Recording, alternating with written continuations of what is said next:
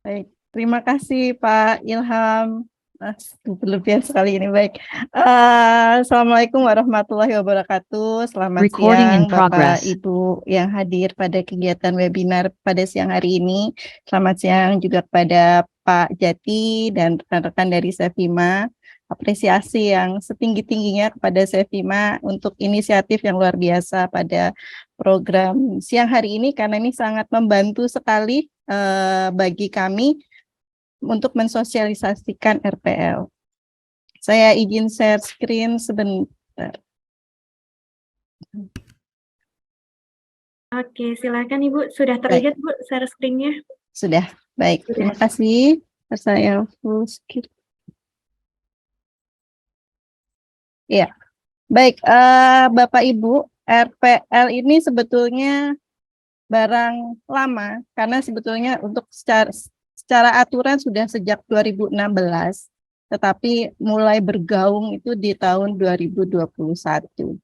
Jadi dan panas-panasnya ini baru ini 2 tahun terakhir ini, karena kami ada program bantuan pembiayaan, bantuan pemerintah untuk membiayai RPL, semakin bergaung suara dari RPL ini. Nah, Bapak Ibu yang saya hormati, tadi Pak Jati sudah sekilas menyampaikan terkait dengan dasar hukum apa yang menjadi latar belakang kita menyelenggarakan RPL.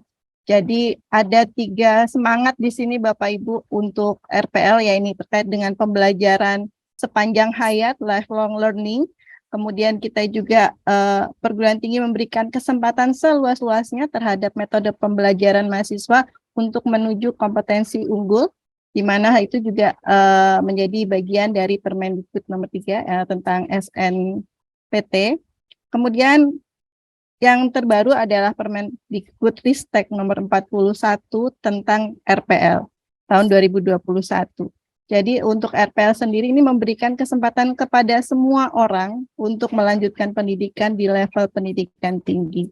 Nah, RPL ini semakin bergaung ketika Kepdirjen-Diktiristek terbit, karena memang sebelumnya kita di Permendikbud yang sebelumnya ada perubahan yang cukup signifikan mengatur terkait dengan RPL ini. Jadi kami mohon maaf karena Kepdirjennya sempat tertunda untuk penerbitannya. Jadi mungkin beberapa perguruan tinggi sudah menjalankan RPL yang mungkin belum pas nih dengan aturan yang ada di Permendikbudristek nomor 41. Nah, Bapak dan Ibu, tadi sudah disampaikan juga oleh Pak Jati sekilas tentang pengertian dari RPL itu sendiri. Jadi kalau kita merujuk di Permen 41, disebutkan ada RPL adalah pengakuan atas capaian pembelajaran seseorang yang diperoleh dari pendidikan formal, non-formal, informal, dan atau pengalaman kerja sebagai dasar untuk melanjutkan pendidikan formal dan untuk melakukan penyetaraan dengan kualifikasi tertentu. Jadi di Permendikbudristek nomor 41 kita membedakan RPL menjadi 2 tipe, yaitu tipe A dan tipe B. Tipe A adalah RPL untuk melanjutkan pendidikan formal dan tipe B adalah RPL untuk melakukan penyetaraan dengan kualifikasi tertentu. Ini ada 2 hal yang sangat berbeda sebenarnya Bapak Ibu. Jadi kalau RPL tipe A untuk melanjutkan pendidikan formal, yang mana di akhir adalah si peserta RPL tersebut ketika sudah masuk, dia akan mengikuti proses pembelajaran hingga selesai dan mendapatkan ijazah. Sedangkan untuk RPL tipe B adalah untuk melakukan penyetaraan dengan kualifikasi tertentu. Jadi outputnya bukan ijazah Bapak Ibu untuk RPL tipe B ini. Outputnya hanya SK dari kementerian yang menyatakan bahwa individu tersebut memiliki kemampuan yang setara dengan kualifikasi di KKNI. Biasanya digunakan untuk memenuhi kebutuhan dosen. Nah, saat ini kita akan fokus terhadap RPL tipe A. Nah, ini adalah tadi sudah sampaikan juga sebetulnya oleh Pak Jati di awal bahwa untuk RPL tipe A dilakukan melalui pengakuan capaian pembelajaran secara parsial untuk melanjutkan ke pendidikan formal, yaitu pengakuan hasil belajar yang diperoleh dari program studi pada perguruan tinggi sebelumnya, pendidikan non-formal atau informal, dan atau pengalaman kerja setelah lulus jenjang pendidikan menengah atau bentuk lain yang sederajat. Jadi Bapak Ibu, di poin 3 ini sebetulnya menjelaskan bahwa RPL ini sifatnya adalah berjenjang. Jadi misalnya dari SMA, dia memiliki kompetensi yang luar biasa, dia tidak bisa langsung mengklaim saya mau ikut S2 lewat jalur RPL, tetapi dia tidak punya S1 atau D4, itu tidak diperkenankan. Jadi dia harus mengikuti S1 atau D4, kemudian baru bisa mengambil S2, begitu juga untuk seterusnya. Jadi dari SMA bisa ke S1 lewat jalur RPL. Kalau dia memiliki kompetensi yang luar biasa, dia memiliki keahlian yang sangat baik, dan ketika dilakukan assessment memenuhi persyaratan untuk dia bisa di RPL kan, sehingga bisa menggantikan beberapa mata kuliah yang mungkin akan bisa mengurangi masa studi si calon mahasiswa tersebut. Jadi Bapak Ibu, jangan terjebak RPL ini menjadi jalur singkat buat dapat ijazah. Jangan kita terjebak bahwa RPL ini adalah menjadikan kita sebagai perguruan tinggi sebagai pabrik ijazah. Karena esensi RPL ini adalah terkait adanya pengakuan terhadap hal-hal yang memang layak untuk diakui, hal-hal yang memang layak untuk direkognisi, baik itu dari sisi pendidikan formalnya, non-formalnya, atau informalnya. Nah, dalam pelaksanaan RPL, pimpinan perguruan tinggi dapat membentuk unit pelaksana RPL atau menambahkan fungsi pelaksana RPL pada unit yang sudah ada pada perguruan tinggi sebagai pengelola. Jadi artinya Bapak Ibu, perguruan tinggi itu harus memiliki suatu unit, bisa itu independen, maksudnya satu unit sendiri yang hanya menangani RPL, atau bisa ditempelkan kepada unit yang sudah ada untuk ada fungsi pelaksanaan RPL. Karena RPL ini adalah pintu masuk, sekali lagi ya Bapak Ibu, RPL ini hanyalah pintu masuk masyarakat untuk menjadi mahasiswa. Untuk tipe A ya, jadi RPL ini sekali lagi pintu masuk, bukan kelas. Jadi hanya pintu masuk. Bedanya dengan kelas dengan reguler, kalau pintu masuk mahasiswa reguler kan dari depan ya, karena dia harus mengikuti semester 1, dimulai dari semester 1 begitu ya. Nah, kalau RPL ini masuknya dari samping. Bisa jadi dia tidak perlu masuk dari gerbang utama, dia cukup ternyata dari proses assessment yang dilakukan, dia bisa langsung masuk di ruang tengah. Mungkin setelah dilakukan proses assessment, dia bisa langsung masuk ke semester 3 atau di semester 5 atau semester 4, tergantung nanti perguruan tinggi atau program studi membukanya itu apakah per semester ataukah per tahun. Jadi itu ditempelkan di unit, kalau tidak ingin membuat unit sendiri, bisa ditempelkan di unit yang menangani terkait dengan penerimaan mahasiswa baru. Saya akan lewati yang untuk tipe B. Nah, ini adalah persyaratan peserta RPL tipe A. Persyaratan pesertanya paling rendah lulus sekolah menengah atas atau bentuk lain yang sederajat, memiliki pendidikan non-formal, informal, dan atau pengalaman kerja yang relevan dengan program studi pada perguruan tinggi yang akan ditempuh. Nah, untuk RPL tipe A sendiri ini kita membedakan ada 2 jenis Bapak Ibu. Kalau tadi adalah jenis RPL-nya, kalau ini jenis RPL tipe A-nya. Mungkin dulu kita mengenalnya ada A1, A2, tetapi di peraturan kita sudah tidak ada istilah A1, A2. Jadi kita membedakan jenis RPL tipe A ini menjadi 2, yaitu perolehan kredit dan transfer kredit. Jika perolehan kredit ini dilakukan proses rekognisi yang mengakui pendidikan formal, pengalaman kerja, pendidikan non-formal, informal, pengalaman kerja. Jadi misalnya saya lulus SMA, saya tidak berkuliah, tetapi saya fokus di satu bidang tertentu, karena tuntutan karir atau tuntutan di tempat saya bekerja, saya harus memiliki jenjang, memiliki gelar sarjana, maka saya bisa mendaftar ke perguruan tinggi atau prodi yang sesuai dengan bidang yang sama ini saya geluti, ya ini untuk pengalaman kerja saya atau pendidikan informal saya bisa memperoleh kredit melalui jalur RPL. Nah, sedangkan yang kedua, transfer kredit. Nah, transfer kredit ini adalah skema RPL tipe A yang melalui proses pengakuan capaian pembelajaran terhadap hasil belajar pendidikan formal yang diperoleh dari program studi pada perguruan tinggi sebelumnya. Jadi ini formal to formal. Kalau perolehan kredit lebih ke informal ke formal atau non formal ke formal. Jadi ini mohon dapat diperhatikan yang membedakan antara perolehan kredit dan transfer kredit. Jenis dari transfer kredit ada dua, yaitu alih jenjang dan lintas jalur. Mungkin akan bertanya, Bu, kalau yang pindahan bagaimana?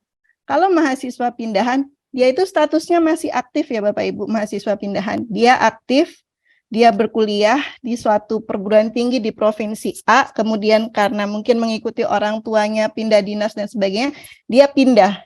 Tapi dia belum menyelesaikan jenjangnya. Nah, itu disebut mahasiswa pindahan. Itu tidak, itu nanti kalau di PD Dikti sudah disiapkan rumahnya mahasiswa pindahan. Nah, untuk transfer kredit ini ada dua, alih jenjang dan lintas jalur. Kalau dua-duanya sudah menyelesaikan studi di jenjang yang akan dia lanjutkan. Misalnya dari kalau alih jenjang itu dari D3 ke D4. Kalau lintas jalur dari D3 ke S1. Jadi dia sudah selesai D3-nya, baru dia akan melanjutkan ke jenjang yang lebih tinggi, entah itu D4 atau itu S1. Kalau dia D4 berarti kita menyebutnya menjadi alih jenjang, kalau dia ke S1 itu lintas jalur.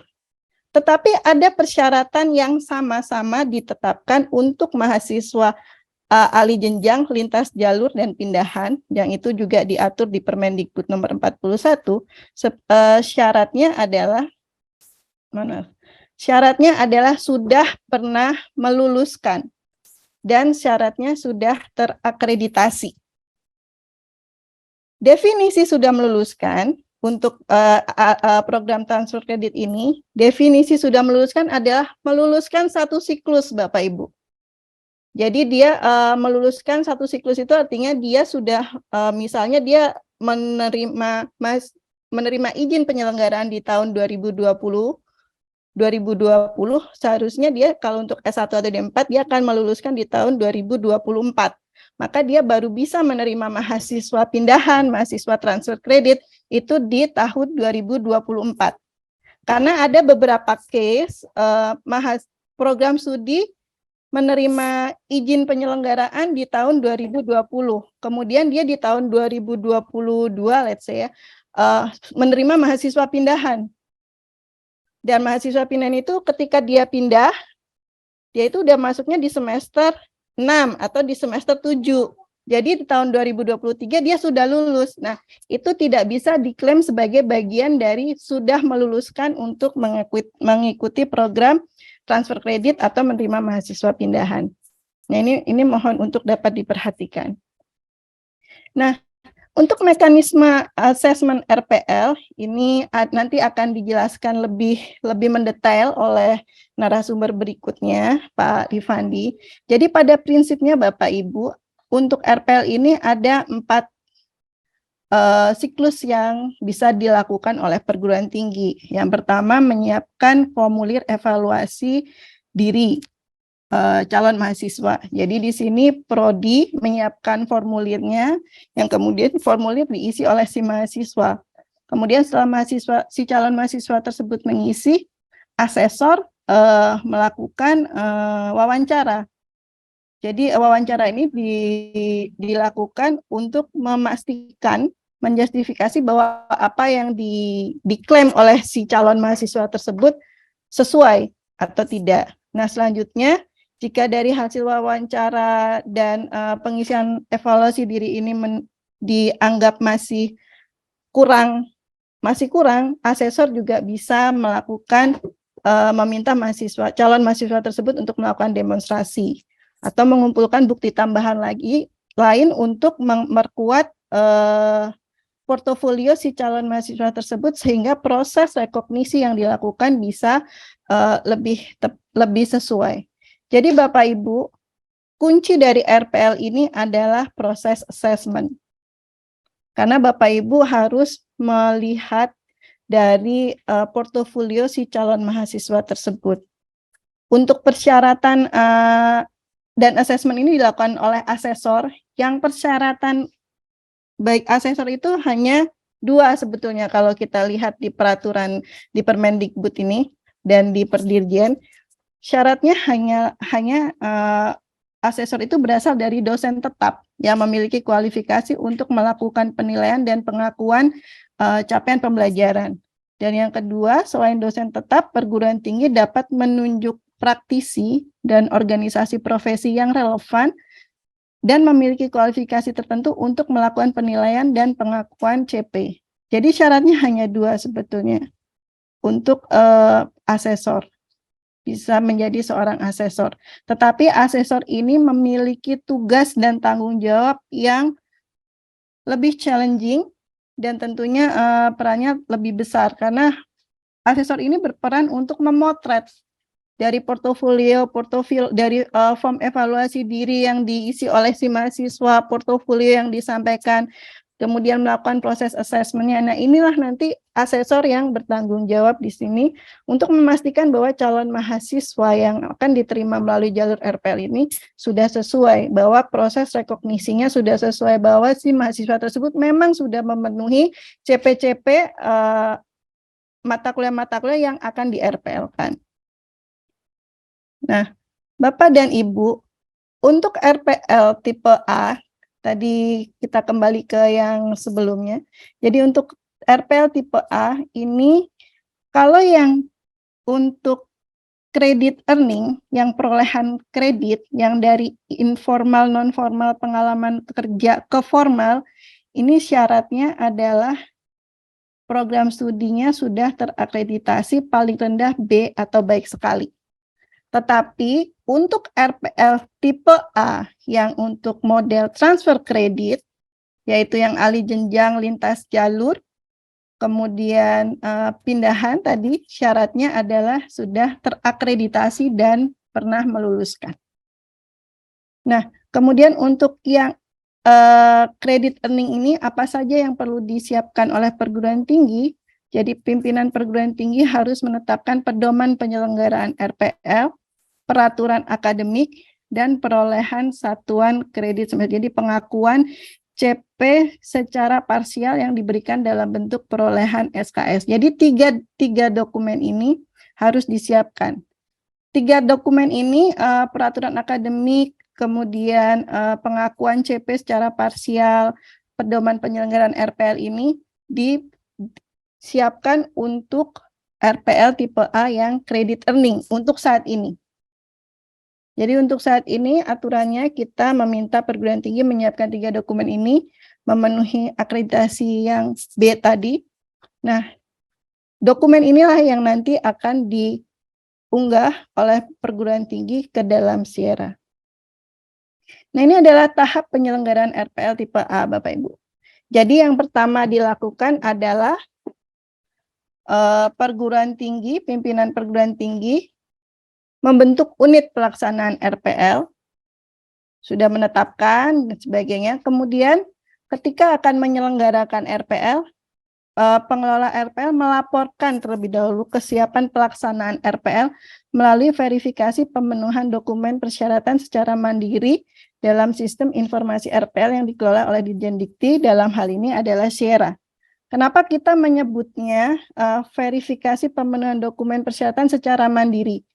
Karena Sierra ini Bapak Ibu sudah terintegrasi dengan PD Dikti. Jadi Bapak Ibu tidak perlu menghubungi kecuali kalau ada kendala ya. Tetapi semuanya bisa dilakukan secara mandiri di perguruan tinggi, termasuk pembuatan akun Sierra.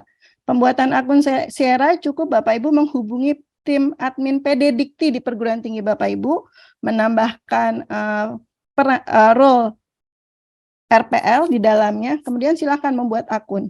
Jika akun sudah selesai, nanti silakan Bapak Ibu mengunjungi laman sierra.kemdikbud.go.id, sign in dan melakukan prosesnya.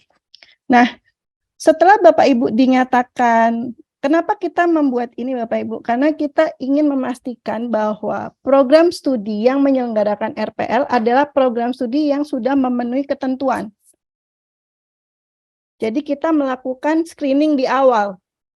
Jadi ketika Bapak Ibu nanti sudah selesai, di akhir nanti akan mendapatkan sertifikat yang menyatakan bahwa prodi Bapak Ibu layak atau tidak layak untuk menyelenggarakan RPL. Dan sertifikat tersebutlah yang nanti dapat Bapak Ibu gunakan untuk melakukan proses sosialisasi kepada masyarakat bahwa prodi Bapak Ibu menyelenggarakan RPL. Jika sudah dilakukan pelaporan di SIERA, maka Bapak perguruan tinggi sudah bisa melakukan proses sosialisasi, mulai melakukan rekrutmen calon mahasiswa, dan nanti si calon mahasiswa yang akan mendaftar ke perguruan tinggi dilakukanlah proses assessment. Jadi si calon menyiapkan dokumen portofolio, pembuktian capaian pembelajaran dan sebagainya, dan selanjutnya dilakukan proses rekognisi terhadap portofolio yang sudah dimiliki oleh si calon mahasiswa, kemudian ditetapkan untuk memenuhi mata kuliah mana. Dari setelah dilakukan proses rekognisi, apakah bisa direkognisi atau tidak? Jika dinyatakan gagal, tidak bisa direkognisi, maka mahasiswa tersebut harus mulai sebagai mahasiswa reguler misalnya. Atau ya sudah selesai, kalau tidak untuk dilengkapi lagi portofolionya untuk bisa memenuhi mata kuliah apa. Nah, kalau dia dinyatakan diterima, maka pimpinan perguruan tinggi menetapkan SK tentang daftar mata kuliah dan jumlah SKS yang direkognisi dan dilaporkan di PD Dikti. Nah, Bapak Ibu, ketika menetapkan SK terkait mahasiswa RPL, dilaporkan di SIERA pelaporannya. Jadi ada 2 pelaporan yang dilakukan. Pelaporan pertama di SIERA. Nah, pelaporan di SIERA ini penting karena perguruan tinggi tidak bisa melaporkan ke PD Dikti jika tidak memiliki, jika belum melaporkan di SIERA. Kenapa begitu Bapak Ibu? Karena kami ingin memastikan ketika Bapak Ibu menetapkan jumlah mahasiswa, misalnya program studi A sudah menetapkan mahasiswa RPL sebanyak 10 misalnya. Ada A, B, C, D, F, G, H, I, J sampai I ya. Nah, kemudian setelah ditetapkan 10 itu diunggah ke SIERA. Nanti di SIERA ada pilihan pelaporan.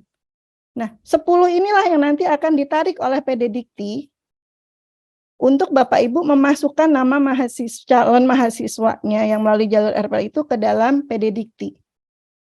Jika ternyata jumlahnya tidak 10, ternyata jumlahnya kita sudah tetapkan 10. Ternyata si A ini ganti Bu, nggak jadi dia tidak melakukan daftar ulang, kan tinggal 9. Nah, ini pun harus dilaporkan kepada Direktur Belmawa dalam hal ini dengan memberikan berita acara, mengirimkan berita acara perubahan data. Kalau misalnya 10 jadi 9 atau 10 tetap 10 tetapi ada pergantian nama si calon mahasiswa, itu pun perlu dibuat berita acaranya yang dikirimkan ke Direktur Belmawa yang nanti akan kami gunakan sebagai dasar perubahan data. Kami sampaikan ke tim di PD Dikti. Nah, jadi Bapak Ibu, SIERA ini menjadi kunci bagi perguruan tinggi yang ingin menyelenggarakan RPL. Jadi kalau belum masuk SIERA, maka tidak bisa melaporkan mahasiswa RPL-nya. Nah, untuk RPL yang tipenya transfer kredit atau skemanya transfer SKS, perguruan tinggi atau program studi wajib melakukan pengecekan terlebih dahulu. Silakan dicek, karena kan harus memenuhi ini ya, ada 2 terakreditasi dan telah menghasilkan lulusan. Silakan Bapak Ibu cek kelayakan di sini. Jika dinyatakan layak, maka prodi Bapak Ibu bisa melakukan proses transfer kredit, alih jenjang, dan menerima mahasiswa pindahan. Jika tidak layak, ya berarti tidak bisa menerima mahasiswa melalui jalur ini. Nah, untuk saat ini, pelaporannya sedang disiapkan oleh teman-teman di PD Dikti, karena kami menemui banyak pertanyaan. Bu, kami dinyatakan layak di luar. Ini di luar ya Bapak Ibu ya. Yang selain ini tampil ini adalah di front page-nya SIERA. Tetapi begitu kami sign in, kami ingin mendapatkan sertifikat kelayakan kok tidak layak. Ya karena memang dari sisi persyaratan itu ada perbedaan antara RPL skema transfer kredit dan RPL skema perolehan kredit. Jadi ini hanya bisa dilakukan untuk mahasiswa alih jenjang, lintas jalur, dan mahasiswa pindahan. Tetapi yang Bapak Ibu melakukan proses pengakuan dari pengalaman pekerjaannya, pendidikan non formalnya, informalnya, nah itu masuknya di kategori perolehan kredit. Saya masih punya waktu, saya cepatkan saja karena biar ada tanya jawabnya. Nah ini saya lewati, baik, kayaknya sudah. Ini kenapa kita membangun Syera, fungsinya adalah tadi saya sampaikan sebagai bentuk pengawasan, kemudian juga menjadi evaluasi perguruan tinggi dalam menjamin bahwa penyelenggaraan RPL sudah memenuhi kriteria, dan data yang didapatkan dari aplikasi Syera juga akan kami gunakan sebagai bahan kebijakan RPL ke depan. Jadi Bapak Ibu, tahun ini pun kami merencanakan untuk tetap menyelenggarakan program bantuan pemerintah RPL, yang mudah-mudahan bisa segera kami luncurkan di periode bulan Maret ini, dan ada sedikit perubahan skema dibandingkan dengan bantuan pemerintah program hibah RPL di tahun 2022. Jadi di tahun 2023 ini kami fokuskan kepada penguatan penyelenggaraan RPL di perguruan tinggi.